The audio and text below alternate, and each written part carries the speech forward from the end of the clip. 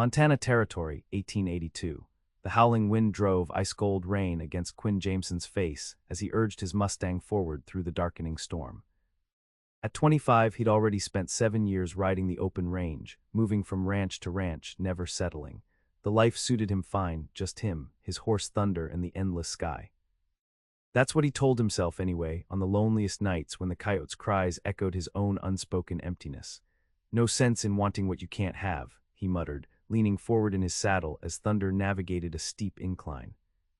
The rain pelted harder now, the sky darkening prematurely as Thunder rumbled overhead. A man on his own stays alive on his own. His father had taught him that lesson through absence rather than presence. His mother had reinforced it when she'd finally given up waiting for a husband who returned from cattle drives with empty pockets and whiskey on his breath. Quinn had been 15 when she'd packed up and headed back east, leaving him with his father's bitter lessons and little else. The frontier was no place for permanence, not for him, not for anyone fool enough to believe otherwise. Lightning split the sky, followed by a thunderclap that spooked Thunder into a nervous sidestep. Quinn steadied the horse with a gentle word, scanning the landscape for shelter. This storm was worsening faster than he'd anticipated on his way back to the Circle B ranch, where he'd hired on for the season. Through sheets of driving rain, he spotted a faint light in the distance. Squinting, he made out the silhouette of a small cabin tucked against a stand of pines. Smoke curled from the chimney despite the downpour. "There's our chance, Thunder," Quinn said, turning the horse toward the distant glow. "With luck, they'll let us wait out the worst of it." As they drew closer, Thunder suddenly balked, whinnying nervously. Quinn's hand instinctively moved toward the Colt revolver at his hip, eyes scanning the gathering darkness. That's when he heard it, a faint cry carried on the wind. He dismounted, tying Thunder to a pine trunk, and followed the sound. Just beyond a slight rise, half collapsed in the mud, he found them, a young woman clutching a small child to her chest, both soaked to the skin and shivering violently. "Ma'am," Quinn called, approaching slowly so as not to frighten her. "Are you hurt?" The woman's head snapped up, revealing a face that, despite being smudged with mud and streaked with rain, struck Quinn as uncommonly beautiful.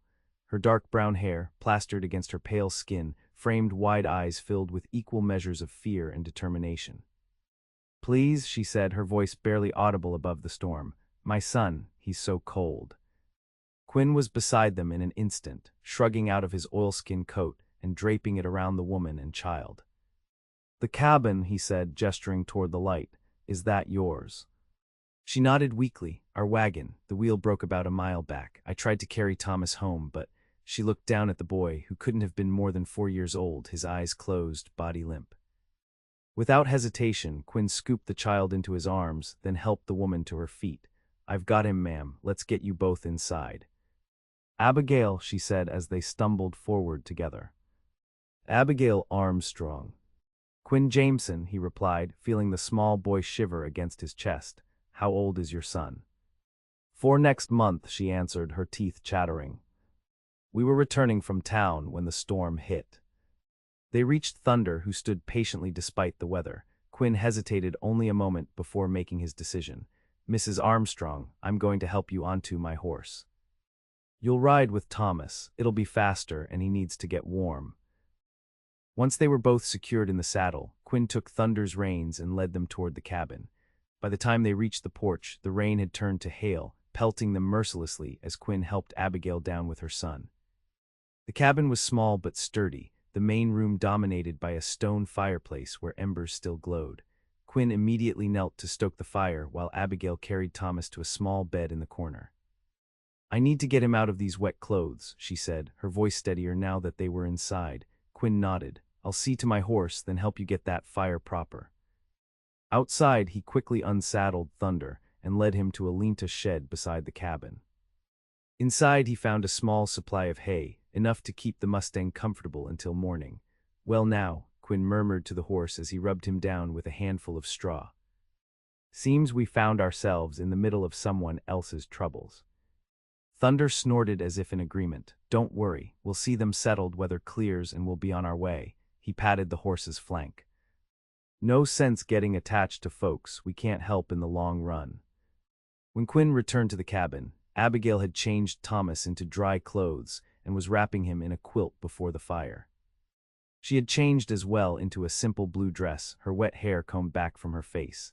In the firelight, Quinn could see her more clearly. She couldn't have been older than 22, with features both delicate and somehow strong. Her eyes, he noticed, were a striking green. "How is he?" Quinn asked, removing his hat and running a hand through his damp blonde hair.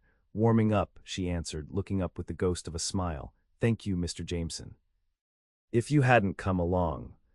"Just Quinn is fine," he said, uncomfortable with her gratitude, "and anyone would have done the same." "No," she said quietly, "not anyone." She rose gracefully and moved to a small cupboard. "You must be freezing yourself. I can offer you coffee at least, while your clothes dry." Quinn became suddenly aware of his sodden state, water dripping from his clothes onto the plank floor. "Coffee would be welcome, ma'am, if it's no trouble." "Abigail, please," she insisted, filling a pot with water, "and it's the least I can do." While she prepared the coffee, Quinn built up the fire, then awkwardly removed his wet jacket and hung it near the hearth. His shirt was damp but manageable. "Your husband," Quinn began, then hesitated, unsure how to phrase the question. "Thomas's father died 2 years ago," Abigail said simply, answering the unasked question. "Fever took him while he was working a cattle drive up from Texas." Quinn nodded, understanding, filling in the gaps. A young widow alone on the frontier with a small child, it was a precarious existence at best, a deadly one at worst. "I'm sorry for your loss," he said, meaning it. "As am I for whatever has put that shadow behind your eyes," she replied, handing him a steaming cup. Quinn blinked, startled by her perception and directness. Most people didn't look closely enough to see past his easy smile and capable hands. He wasn't sure he liked being seen so clearly by a stranger. "Just trail dust," he deflected, sipping the strong coffee. "Nothing worth mentioning." Abigail didn't press, turning her attention back to Thomas, who stirred slightly beneath the quilt. The boy's color was better, his breathing steady. The storm raged outside, rain lashing against the windows, wind howling through the eaves.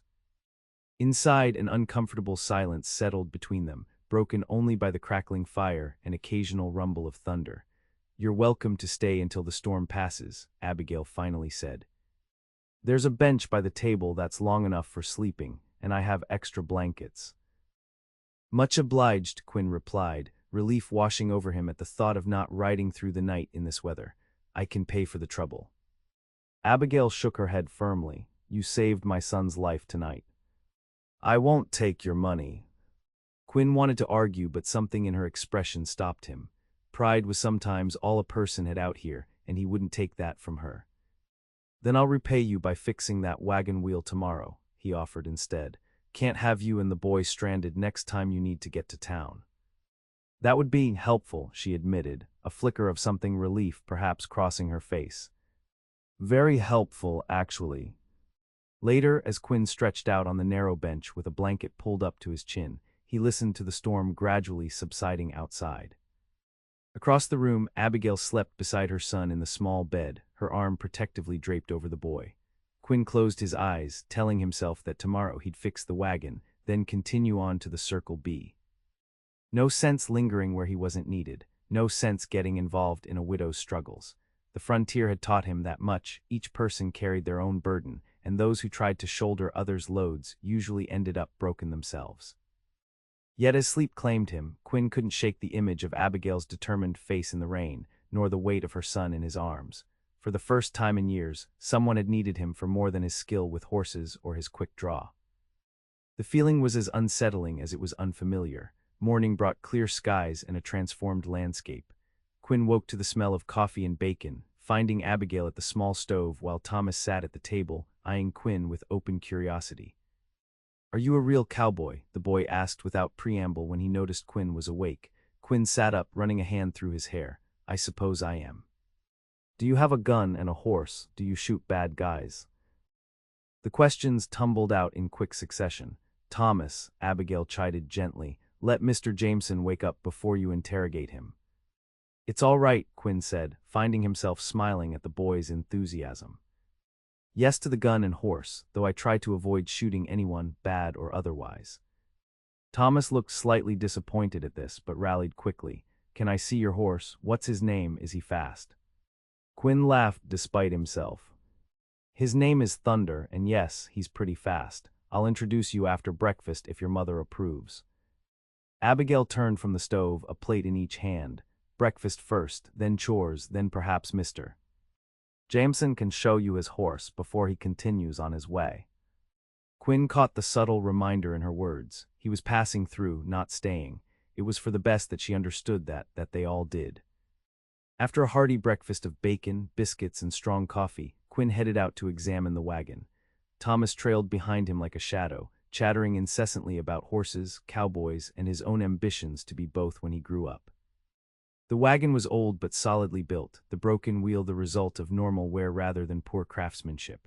Quinn assessed what he'd need, then turned to Thomas. "How about that introduction to Thunder now?" he suggested, and the boy's face lit up with excitement.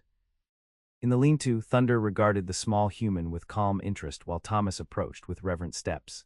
"He's so big," the boy whispered, reaching a tentative hand toward the horse's nose. "He is," Quinn agreed, "but gentle too, especially with folks he likes." "Does he like me?" Thomas asked, looking up with wide eyes. Quinn pretended to consider this seriously. "Well, his ears are forward, not back, and he's not stamping or snorting. I'd say yes, he does." Thomas beamed with pride, carefully stroking Thunder's velvety nose.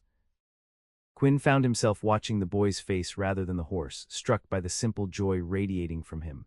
"My pa had a horse," Thomas said suddenly, his voice growing quieter, "a big brown one named Buck. I don't remember much about Pa, but I remember his horse."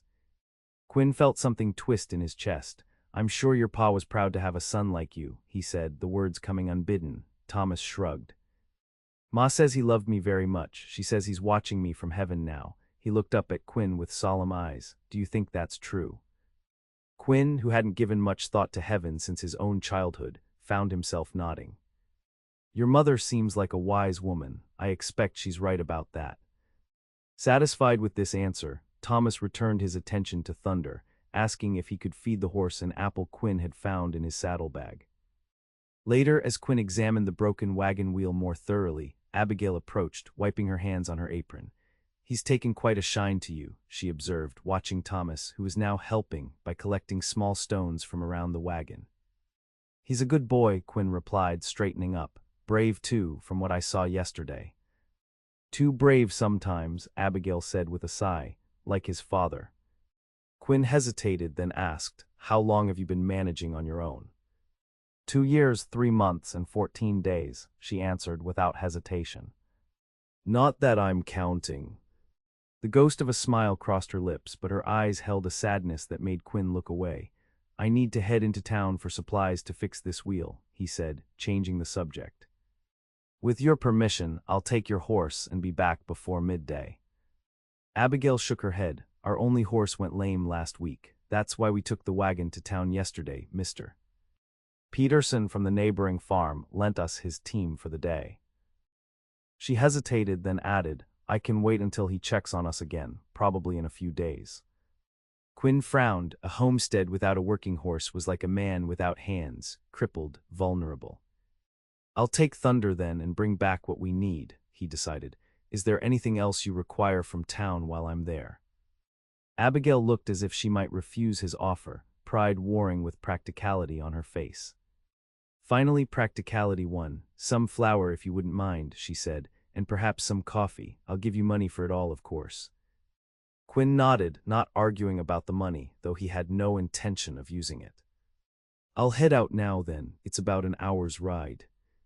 "To Silver Creek, yes," she confirmed. "Hannigan's General Store will have what you need."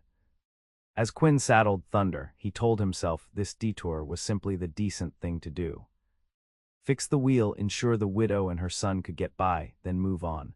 No different than helping a stranger with a lame horse or a stuck steer, just basic frontier courtesy. Yet as he rode towards Silver Creek, Quinn found himself thinking about Thomas's solemn eyes and Abigail's quiet strength in ways that felt decidedly more complicated than simple courtesy would warrant. Silver Creek proved to be little more than a dusty main street lined with the usual frontier establishments: general store, saloon, blacksmith, small hotel, and a clapboard church at the far end. Quinn drew a few curious glances as he tied Thunder outside Hannigan's, but no one approached him. Inside, he found a surprisingly well-stocked store presided over by a balding man with spectacles and suspicious eyes. "Help you, stranger?" the man asked, watching Quinn inventory the shelves. "Need supplies to fix a broken wagon wheel," Quinn replied, "and some flour and coffee." "Whose wagon?" the man, presumably Hannigan himself, asked, not moving to gather the requested items. Quinn recognized the protective caution of a small town toward outsiders. Mrs. Armstrong's, found her and her boy stranded in yesterday's storm. Hannigan's demeanor changed instantly. "Abigail and little Thomas. Are they all right?" "They're fine," Quinn assured him. "Just need that wheel fixed." The storekeeper nodded, relief evident in his face as he began collecting the items Quinn had requested. "Glad to hear it. This town looks after its own, you understand, especially those two." "Seems like Mrs. Armstrong could use more looking after than she's getting," Quinn observed carefully. "Stranded out there with a broken wagon and no horse." Hannigan sighed, measuring coffee beans into a paper bag. "We do what we can. Peterson checks on them regular like, and I extend credit when needed." He gave Quinn a measuring look. "Trouble is, pride's a powerful thing, and Abigail Armstrong's got more than her share. Won't accept charity, only fair trade or payment." Quinn nodded, understanding completely. "What about the homestead? She managing it alone?" "Tries to," Hannigan said, shaking his head. "Hires help at planting and harvest when she can afford it. Grows enough to feed herself and the boy, sells preserves and such here in town." He wrapped the flour in brown paper. "She's a good woman caught in hard circumstances." "And no family to help," Quinn pressed, feeling invested despite himself. "None out here. Has folks back east somewhere, but—" Hannigan shrugged eloquently, conveying the vast distance, both physical and cultural, between the frontier and the civilized East. Quinn paid for the supplies, adding candy sticks to his purchase at the last moment, remembering Thomas's brave face after their ordeal in the storm. As he secured the packages to his saddle, a tall man in a tailored suit approached, regarding Quinn with open interest. "Hear you're helping out at the Armstrong place," the man said without introduction. "Wells is the name, Samuel Wells. I own the bank here in Silver Creek." Quinn nodded acknowledgement but offered no comment, something about the man's too smooth manner raising his guard. "Quite the coincidence, you happening along just when the widow needed help," Wells continued, his smile not reaching his eyes. "Storm was coincidence," Quinn replied evenly. "Helping folks in trouble is just common decency." Wells chuckled. Of course. Still, interesting timing. That property of hers becomes available for purchase next month if the loan payment isn't made." He studied Quinn carefully. "You wouldn't happen to be a relative, would you, come to help settle her affairs?" Understanding dawned cold and clear. "No relation," Quinn said, his voice hardening, "just passing through." "Ah well, just as well, I suppose. That land needs a man's touch and capital to be properly developed." Wells straightened his already immaculate jacket. "If you're looking for work in these parts, Mr. Jameson, and I'm already employed, thanks." "Of course, well, Mr. Jameson, enjoy your charitable endeavor. Good day to you." As Wells walked away, Quinn fought the urge to spit in the dust behind him.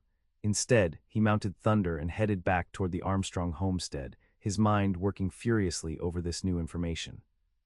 A loan payment coming due, a banker circling like a vulture, a young widow with a child struggling to hold on to her land. It wasn't his problem, couldn't be his problem. He was just passing through after all.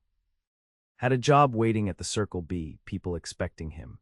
Yet as the small cabin came into view, smoke curling invitingly from the chimney, Quinn found himself slowing Thunder's pace, reluctant to reach his destination when it also meant the beginning of his departure. Thomas spotted him first, running across the yard with a shout of excitement. "Mr. Quinn, did you bring Thunder back? Can I ride him sometime? What's in those packages?" Quinn couldn't help smiling at the boy's enthusiasm. "Whoa there, partner, one question at a time." He dismounted, untying the packages and handing the smallest one to Thomas. "Thought you might like these." Thomas's eyes widened at the candy sticks. "For me, really, Ma, look what Mr. Quinn brought." Abigail appeared in the doorway, wiping her hands on her apron, her expression caught between gratitude and embarrassment. "Mr. Jameson, you shouldn't have." "Just Quinn, remember, and it's nothing, just a thank you for the hospitality." He handed her the flour and coffee. "Got everything for the wheel too." I'll have it fixed before sundown. Thomas, take these inside, Abigail instructed, giving her son the packages. Once the boy was out of earshot, she turned to Quinn with a direct gaze. You went to Hannigan's. It wasn't a question. Quinn nodded. Then you likely heard talk, she continued, her chin lifting slightly. Some, he admitted, met the banker too, Wells. Abigail's expression tightened. I see, she took a deep breath, Mr. Jameson. Quinn, I appreciate your help yesterday and today, truly, but I don't need or want your pity. Good, Quinn replied evenly, because I don't offer pity. Just a wagon wheel repair, as agreed. For a moment they regarded each other silently, measuring, then Abigail's posture relaxed slightly. The wheel then, she said with a small nod. Thank you. Quinn spent the afternoon repairing the wagon, with Thomas helping by handing him tools and asking endless questions about everything from how wheels worked to whether Quinn had ever seen a real Indian. Several, Quinn answered to the latter, securing the repaired wheel, traded with crow hunters just last spring. Were they friendly? Thomas asked, eyes wide. Mostly wanted to trade fairly, same as anyone, Quinn replied. People are people, Thomas, no matter where they come from. Some good, some not so good. Judge by actions, not stories. Is that what your pa taught you? Quinn's hands stilled on the wagon. No, he said quietly, that's something I learned on my own. As the afternoon waned, Quinn found himself working more slowly than necessary, inventing small adjustments and checks that didn't really need doing. The truth was he was reluctant to finish because finishing meant leaving. Finally, with the sun beginning to set, there was nothing more to be done. The wagon stood ready, the wheel solidly repaired. There, Quinn said, wiping his hands on a rag. Should serve you well now. Thank you, Abigail said, coming to inspect his work. She'd been busy herself all afternoon, and delicious smells wafted from the cabin. I've prepared supper if you care to join us before you go. Quinn knew he should decline, should saddle Thunder and ride for the Circle B. He was already a day late, and yet, that would be mighty welcome, he heard himself saying. Inside, the cabin was warm and filled with the aroma of rabbit stew and fresh bread. They ate together at the small table, Thomas chattering about the wagon repair and his assistance, Abigail smiling at her son's enthusiasm. Quinn found himself watching them both, struck by how they'd created a pocket of warmth and home in the middle of the harsh frontier. It stirred something in him he thought long buried, a yearning for connection, for belonging. After supper, when Thomas had been tucked into bed despite his protests that he wasn't tired, Quinn and Abigail sat before the fire with cups of coffee. The quiet between them felt comfortable now, the earlier tension dissolved by shared labor and a good meal. You're not just passing through, are you? Abigail finally asked, breaking the silence. You're running from something. Quinn looked up, startled by her perception. What makes you say that? The way you watch the horizon, she said simply, like you're always calculating distances, and the way you never mention a home or family. Just places you've been, not places you're from. Quinn stared into his coffee cup, considering denial, then decided on truth. Not running from exactly, just not staying anywhere long enough to get tangled up. Tangled up, she echoed. In people's lives, their problems, their expectations, he shrugged. It's simpler on my own. Simpler, Abigail repeated thoughtfully, but lonelier, I'd imagine. Lonely safer than disappointed, Quinn said, the words coming before he could stop them. Or disappointing. Understanding flickered in Abigail's eyes. Your father, she guessed, he left. Quinn gave a short, humorless laugh. In every way that mattered, even when he was physically present. My mother finally had enough when I was 15, headed back east to her family. And you stayed with him? Until he drank himself into a grave 2 years later. Quinn set his cup down, uncomfortable with how easily she drew these long-buried stories from him. Ancient history now. Abigail was quiet for a moment. My husband James was a dreamer, she finally said, always chasing the next opportunity, the big strike, the perfect herd. That's why he joined that cattle drive, even though we had a good start here. Her gaze drifted to Thomas, asleep in his corner. He promised to come back with enough money to make us secure forever. And then the fever took him, Quinn supplied gently. Abigail nodded. The irony is we were secure, or would have been if he just stayed and worked our land. She looked up, her eyes reflecting the firelight. Sometimes I'm angry at him, even now, for leaving us vulnerable. For choosing the dream over the reality we already had. The confession hung between them, intimate and honest. You've done well, Quinn said, built something real here. And now I might lose it, she acknowledged, her voice steady despite the pain in her eyes. Unless I can make that payment next month. Quinn hesitated, then asked, how much? $50, she answered, nearly everything I've saved since James died. It was a substantial sum on the frontier, especially for a woman alone. Quinn had almost that much in his pocket's earnings from his last job, but offering it would be an insult to her pride, he knew. What will you do? He asked instead. Abigail straightened her shoulders. What I've always done, work harder, pray, find a way. The determination in her voice stirred something in Quinn. Admiration, yes, but something else too. Something that made him want to stand beside her rather than ride away. I should head out at first light, he said, breaking the moment. They're expecting me at the Circle B. Of course, Abigail agreed, rising to clear their cups. You've already done more than most would. That night, lying again on the narrow bench, Quinn stared at the ceiling, sleep eluding him. The decision should be simple: go to the job he'd committed to, leave these people to their own fate as he'd left countless others before them. That was the pattern, the protection, the way he'd survived with his heart intact. Yet something about this place, these people, made the old pattern suddenly feel like a prison rather than protection. Thomas's innocent questions. Abigail's quiet strength, the warmth of their small home that somehow made the vast frontier feel less empty. Morning came too soon, gray light filtering through the cabin windows. Quinn rose quietly, not wanting to wake Abigail or Thomas as he prepared to leave. He wrote a brief note of thanks, left it on the table, and stepped outside to saddle Thunder. The early morning was peaceful, dew glistening on the grass, birdsong filling the air. Quinn worked methodically, securing his bedroll, checking Thunder's shoes one last time. You're leaving without saying goodbye. Quinn turned to find Abigail standing in the yard, arms wrapped around herself against the morning chill. She wore a simple dress, her hair loose around her shoulders, and Quinn was struck again by her beauty, not just her features but the dignity she carried. Thought it would be easier, he admitted. For the boy. For the boy, she repeated, a hint of challenge in her voice. Not for yourself. Quinn looked away, unable to meet her too perceptive gaze. Mrs. Armstrong. After all this, I think you can call me Abigail, she interrupted gently. Abigail, he corrected, the name feeling right on his tongue. I'm obliged to the Circle B, they're expecting me. I understand, she said, and he could see that she did, too well perhaps. You have your life to get back to. We'll be fine. Something in her calm acceptance made Quinn want to argue, to prove that he wasn't abandoning them, that this wasn't like his father's countless broken promises. But what could he say? He was leaving after all.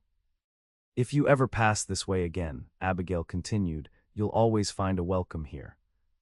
Thank you, Quinn said, meaning it. He mounted Thunder, tipped his hat to her, and turned the horse toward the road. He'd gone perhaps 50 yards when a small voice called out behind him, Mr. Quinn, wait. Thomas came running across the yard in his nightshirt, barefoot in the dewy grass. Quinn reined Thunder to a stop, his heart clenching at the sight of the boy's distressed face. You can't go yet, Thomas insisted, reaching the horse. You didn't teach me to ride like you promised. Quinn frowned, confused. I don't recall promising that, partner. Well, you should have, Thomas declared with the impeccable logic of childhood. Cowboys are supposed to teach boys to ride. Everyone knows that. Despite everything, Quinn found himself smiling. Is that right? Thomas, Abigail had followed her son, looking mortified.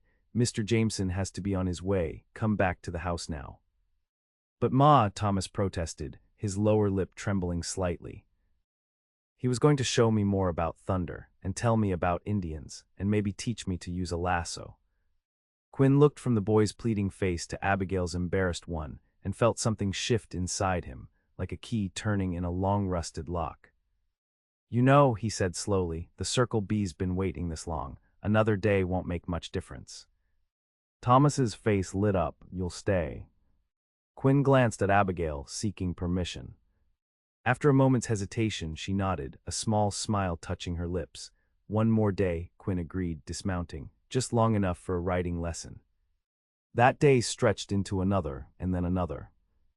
Quinn told himself each morning that he would leave, but there was always something more to do: a fence to mend, firewood to chop, a writing lesson for Thomas to continue. With each passing day, Quinn found himself more drawn into the rhythms of life at the small homestead. He watched Abigail's capable hands tending her garden, cooking meals, mending clothes. He taught Thomas to ride, to whittle simple shapes from wood, to identify animal tracks. He repaired the barn roof, cleared new ground for planting, and found himself planning improvements as if he might be there to see them completed. In the evenings they would sit together by the fire, talking of small things and large, frontier politics, Eastern news months old, childhood memories, hopes for the future. Quinn found himself speaking of dreams he'd never voiced aloud, while Abigail shared both her fears and determination to make a life for her son. 2 weeks passed this way, until one evening, as Thomas slept and they sat companionably shelling peas at the table, Abigail finally broke the unspoken agreement not to question his extended stay. "The Circle B will have hired someone else by now," she observed, her tone carefully neutral. Quinn's hands stilled. "Likely so." "Yet you're still here." "Seems that way." Abigail set down her bowl and looked at him directly. "Why, Quinn, not that we don't welcome your help, we do, but you were so determined to leave, and now." Quinn met her gaze, knowing he owed her honesty.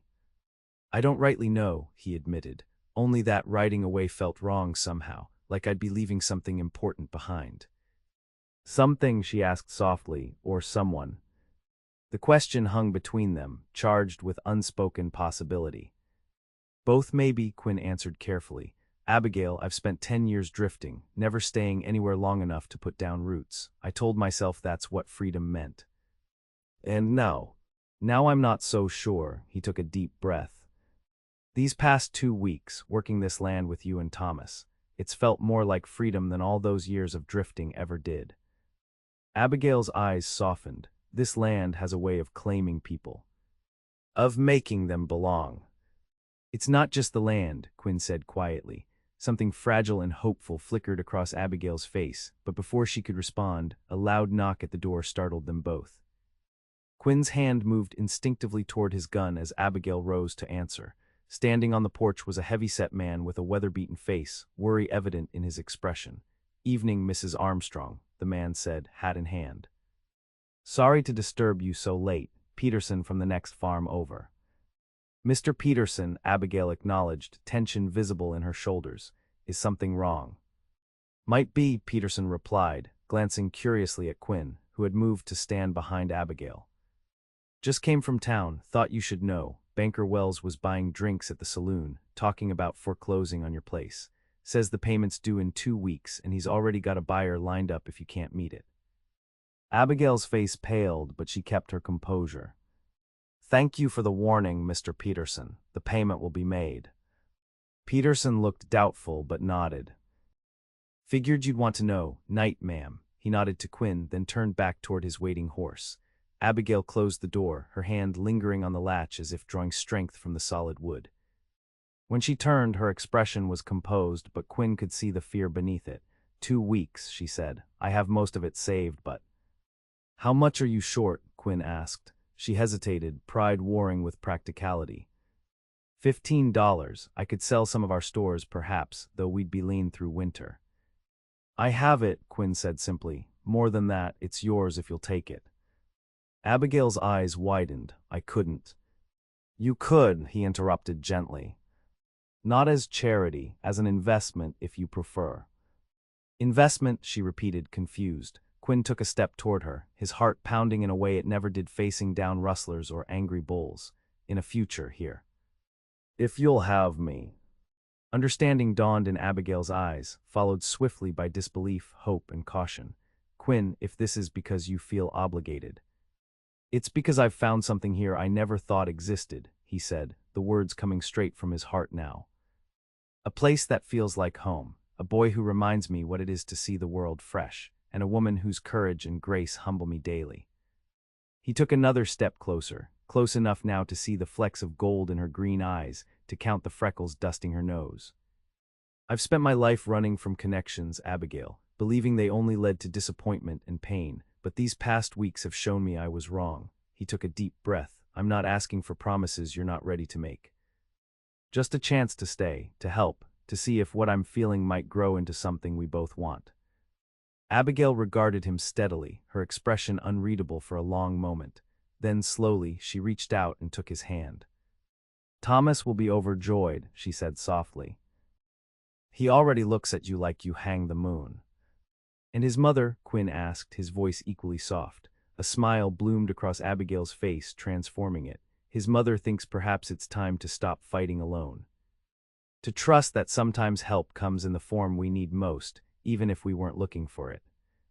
Quinn felt something tight within his chest finally release, a knot of loneliness and fear he'd carried so long he'd forgotten it wasn't a natural part of him. Then I'll stay, he said simply, and we'll face whatever comes together. The next 2 weeks passed in a blur of activity as they worked to secure the homestead's future. Quinn rode to the Circle B to collect his wages and officially resign, returning with money enough to cover the loan payment with some to spare. Together, they repaired fences, tended crops, and made plans for expanding the farm's productivity.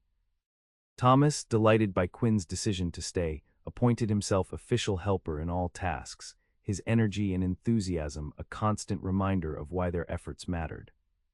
As the day of the loan payment approached, Quinn noticed Abigail growing quieter, more pensive.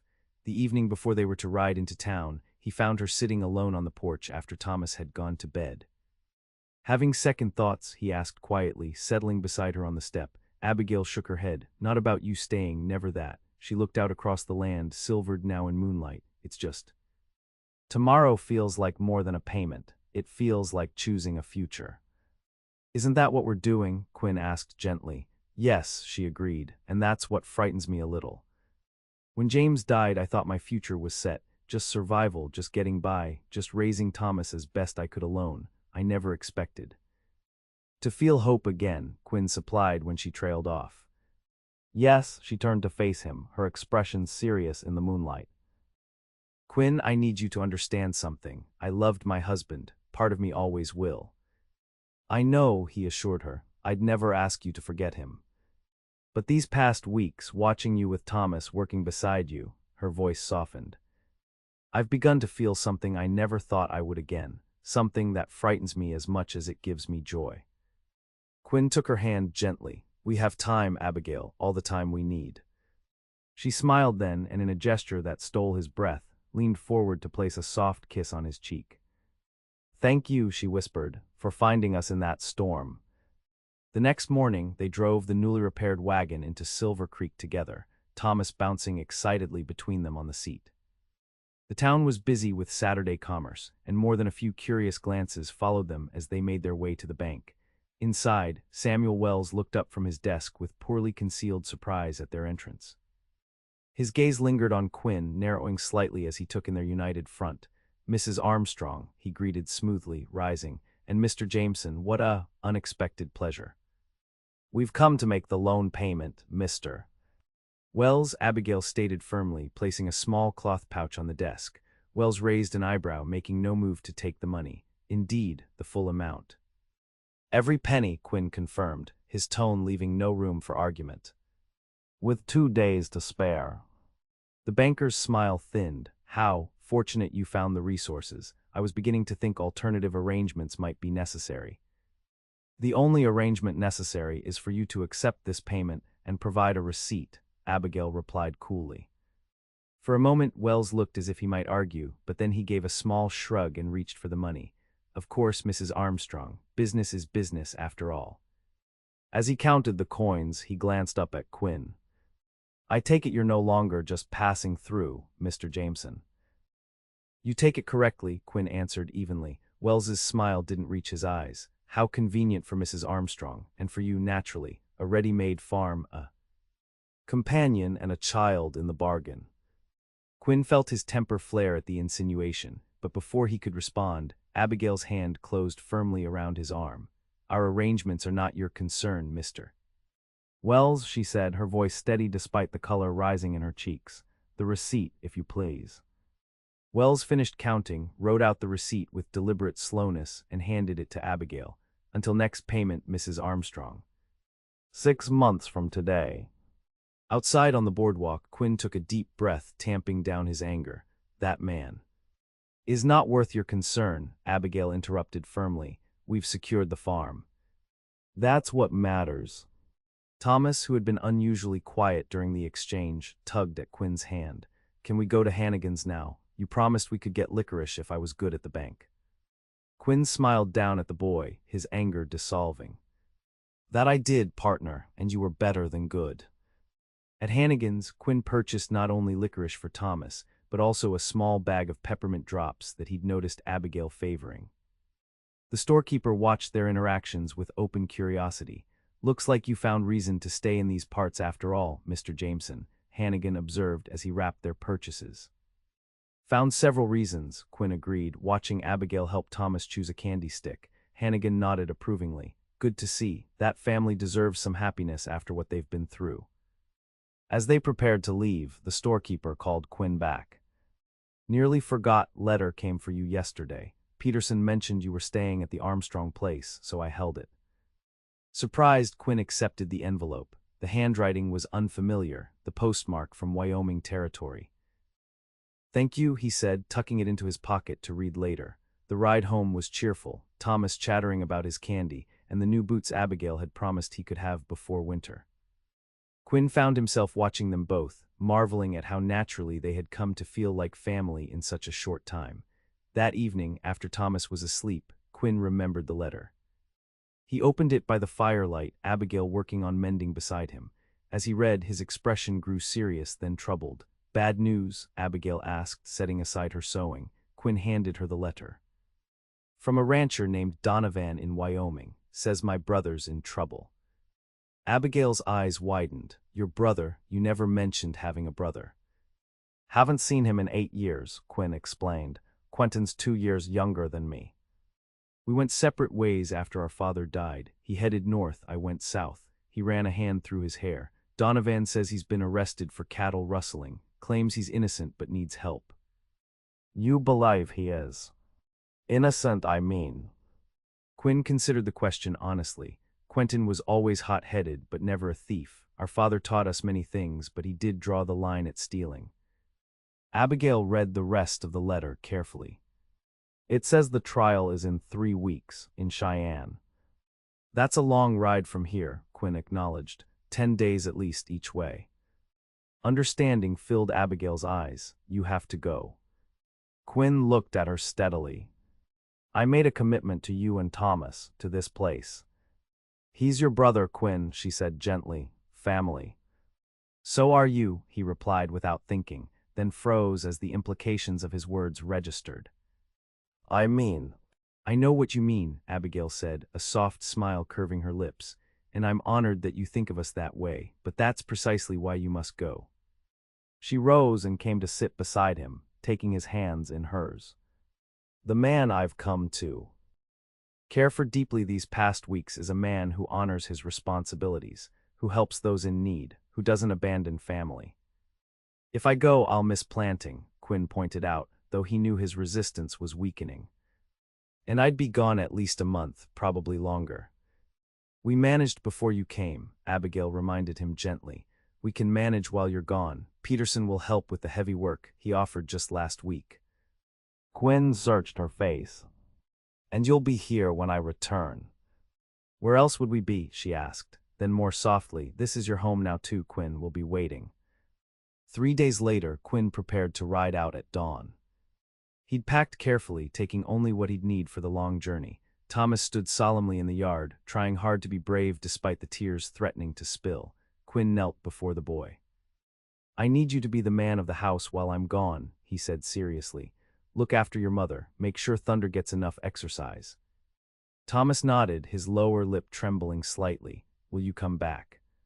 For sure and certain. For sure and certain, Quinn promised. Wild horses couldn't keep me away.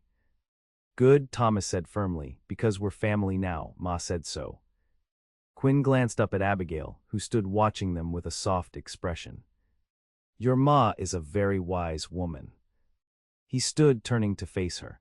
They'd said most of their goodbyes the night before, in quiet conversation before the fire, making plans for his return for their future. I'll send word when I can, Quinn promised. Abigail nodded. Be careful, Wyoming can be rough country. I will, he hesitated, then added softly, Abigail, when I return. She smiled, understanding what he couldn't quite say. We'll talk then about everything. Quinn nodded, relieved and nervous and hopeful all at once. He mounted Thunder, tipped his hat to them both, and turned toward the road. As he crested the first rise, he looked back. They stood together in the yard, Abigail's arm around Thomas's shoulders, the morning sun illuminating them like a painting. His family, waiting for his return. Quinn touched his heels to Thunder's flanks, heading north with renewed purpose. He had a brother to help and then a home to return to. For the first time in his adult life, he was riding towards something, not away. The weeks in Wyoming passed in a blur of legal meetings, jail visits, and tense negotiations. Quentin, thinner and more subdued than Quinn remembered, maintained his innocence with such conviction that Quinn never doubted him. The evidence was circumstantial at best, and with the help of a sharp-eyed lawyer Quinn hired with most of his savings, the charges were eventually dismissed. The reunion between brothers was awkward at first, 8 years of separation creating a gulf neither knew quite how to bridge.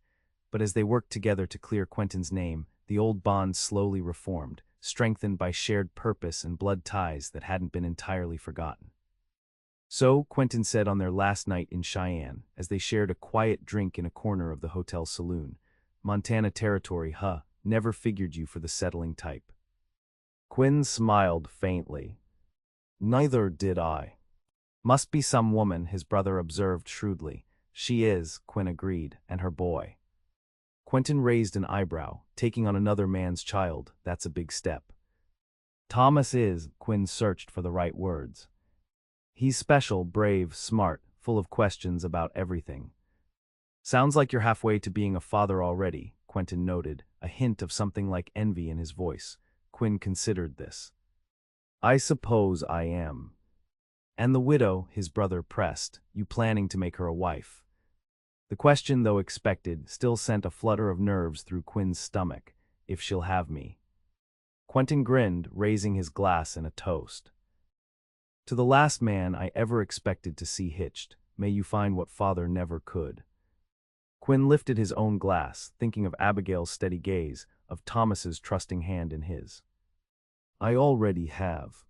They parted the next morning. Quentin headed west to California to make a fresh start, Quinn turning south toward Montana and home. The return journey felt both endless and swift, each mile bringing him closer to the future he'd never dared imagine for himself. As he crossed back into Montana territory, autumn was painting the landscape in golds and reds. The air held the crisp promise of winter, and Quinn pushed Thunder a little harder each day, eager now to complete the journey.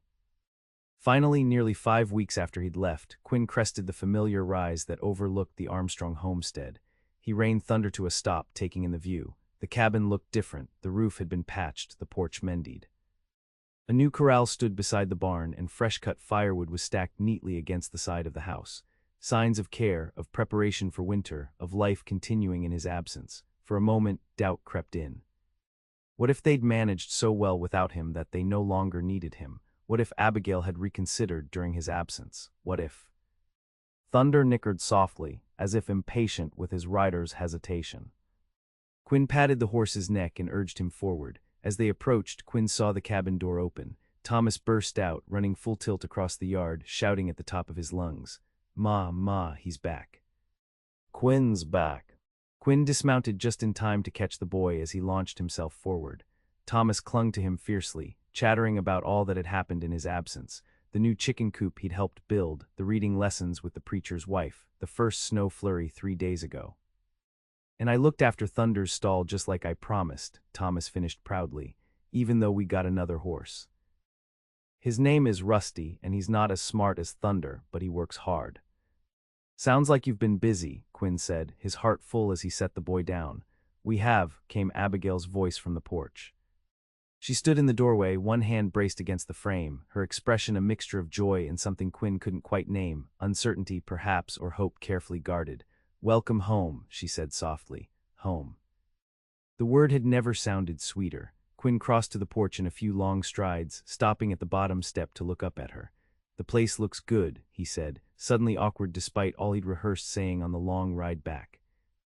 Mr. Peterson helped with the roof, she explained, and we got a good price for the harvest, enough for the new horse and some supplies for winter. They regarded each other silently for a moment, so much unsaid between them. "You're really back," Abigail finally whispered, as if hardly daring to believe it. "I promised, didn't I?" Quinn replied, finding his voice again, for sure and certain.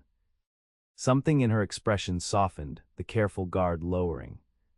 "Quinn, marry me," he blurted out, the words he'd practiced saying with much more finesse tumbling out all at once. "I know it's sudden, and maybe too soon, but I've thought of nothing else for weeks and—" He didn't finish because Abigail had closed the distance between them, her hands catching his face as she pressed her lips to his in a kiss that answered his question more eloquently than words ever could. When they parted, both slightly breathless, Quinn was vaguely aware of Thomas bouncing excitedly beside them, clapping his hands and shouting, "Does this mean Quinn's going to be my pa now?" "For real?" Abigail laughed, the sound clear and joyful in the autumn air. "If that's what you want, Thomas." "More than anything," the boy declared solemnly, then added with the practicality of childhood, "But can we have supper first? I'm starving, and Ma made stew because she said you might come today." Quinn looked at Abigail in surprise. "You knew?" She smiled, her eyes bright with unshed tears of happiness. "I hoped. Every day since you left, I hoped." Later that evening, with Thomas finally asleep after extracting numerous promises about wedding plans and future riding lessons, Quinn and Abigail sat together on the porch, watching stars emerge in the clear night sky. "I've been thinking," Quinn said, his arm around Abigail's shoulders, her head resting against him, "about expanding the farm. With Quentin's case settled, I've got some ideas for raising horses along with the crops. There's good grazing land to the north of here." "Ambitious plans," Abigail observed, but he could hear the smile in her voice. "Too ambitious." She turned to look at him, her expression serious. "Not at all, but you should know something. While you were gone, Wells came by." Quinn tensed. What did he want? "To make an offer for the land," she said. "A generous one, he called it. Said a woman alone couldn't make this place profitable, but he'd take it off my hands." "What did you tell him?" Quinn asked, though he could guess from her tone. Abigail's smile held a hint of steel. "I told him I wasn't alone, that I was expecting my partner home any day, and together we had plans for this land that didn't include selling to him or anyone else." Pride and love swelled in Quinn's chest. "I wish I'd seen his face." "It was quite satisfying," she admitted, "but it made me realize something important." "What's that?" "That even before you asked me to marry you, I'd already decided we were partners in this life." She took his hand, lacing her fingers through his. "I spent 2 years trying to hold on to this place alone, afraid to trust, afraid to hope. Then a storm brought you to our door." "Best storm of my life," Quinn murmured, bringing her hand to his lips. "Mine too," Abigail agreed softly. Winter settled over the Montana territory, blanketing the land in snow and stillness. In the small church in Silver Creek, Quinn Jameson and Abigail Armstrong exchanged vows before a gathering of neighbors and newfound friends, Thomas standing proudly beside them, beaming with importance in his new suit. After the simple ceremony, as they drove the wagon home through the snow-covered landscape, Thomas nestled between them beneath warm blankets. Quinn found himself marveling at how completely his life had transformed in the space of a few short months. Once he had believed the frontier was no place for love, that survival required isolation, that connection inevitably led to loss. Now he understood the frontier's harshest lesson, that no one survives alone, not truly. That real strength comes not from independence but from the courage to build something together, to create a home amid the wilderness, to offer your heart instead of guarding it. As the cabin came into view, smoke curling invitingly from the chimney, Quinn looked at his wife, the word still new and wondrous in his mind, and saw in her smile the promise of all the years to come. "Welcome home," Abigail said, echoing her words from that autumn day that seemed so long ago now. Quinn gathered her hand in his, felt Thomas's small body warm against his side, and knew with absolute certainty that he had found where he belonged. "Home," he agreed, and this time there was no need to ride away.